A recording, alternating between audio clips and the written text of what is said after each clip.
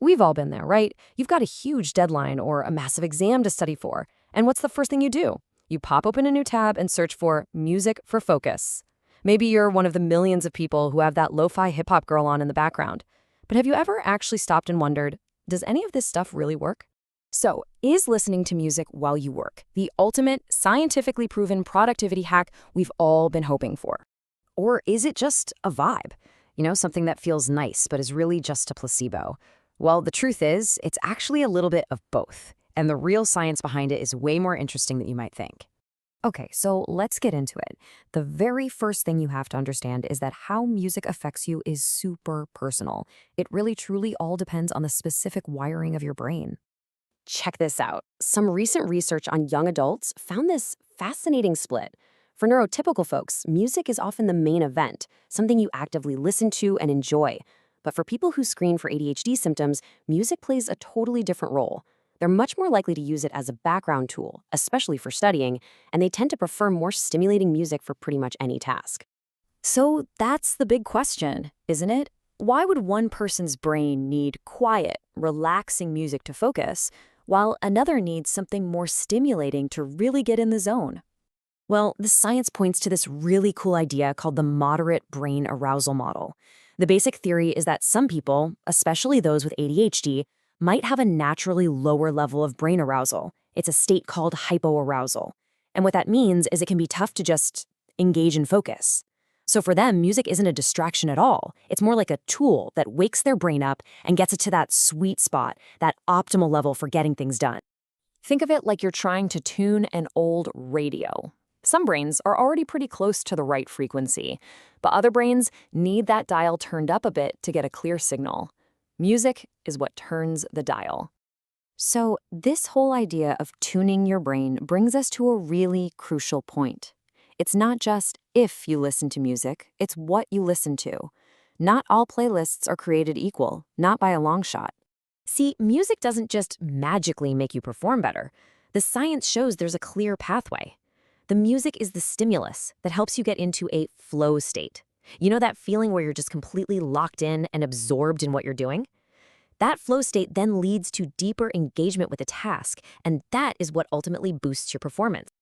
And get this, they actually put this exact pathway to the test in a study. They found that structured, predictable music, in this case, some Mozart, was fantastic at helping people get into that flow state. But then, when they had people listen to high-energy electronic music, it did the complete opposite. It actually disrupted their flow. It just goes to show you, when it comes to focus, predictable structure can be way more important than just raw energy. All right, so let's say you've done it. You found your perfect instrumental playlist. You're in the zone, you're crushing it, but, and this is a big but, the story takes a turn right here. Yeah, here's the catch. That amazing focus-boosting effect, it's not permanent. Your brain is a powerful, adaptive machine, and sometimes that can actually work against you. And the drop-off is honestly kind of shocking. In that same study with the Mozart music, the researchers checked back in after just 1 month. They found the music's positive effect on flow had plummeted by 53%. The magic was already starting to fade. You can see the data for yourself right here. At the start, the music gave a really strong boost to flow, that 0.321 number. But a month later, it was down to 0.150. I mean, the effect was basically cut in half. So what on earth is going on here? It all comes down to a really simple but powerful concept from psychology: habituation. It just means your brain gets used to things. The novelty wears off. That little hit of dopamine your brain gets from something new and pleasant starts to fade away with repetition. The music just isn't special anymore. Okay, so knowing all this, how can we actually build a focus playlist that not only works, but keeps on working for the long haul? Well, let's circle all the way back to those lo-fi streams we talked about. It turns out there's a reason they're so popular, and it's because they pretty much nail all these principles we just discussed. There are usually no lyrics, so your brain's language center isn't getting distracted. The beat is steady and repetitive, which is perfect for getting into that flow state. And even those little imperfections, like the vinyl crackle, create a kind of white noise that helps block out other sounds. It's actually a brilliant formula. So here it is, your 3-step guide for a better focus playlist. Rule number 1, know your own brain. If silence feels boring or makes you antsy, you are the perfect candidate for background music. Rule 2, choose structure over chaos. Think instrumental, classical, ambient, or lo-fi, not loud, unpredictable songs with lyrics. And finally, rule number 3, and this is maybe the most important one, rotate your playlist. You've got to keep things fresh to fight off that habituation effect. Don't let your brain get bored.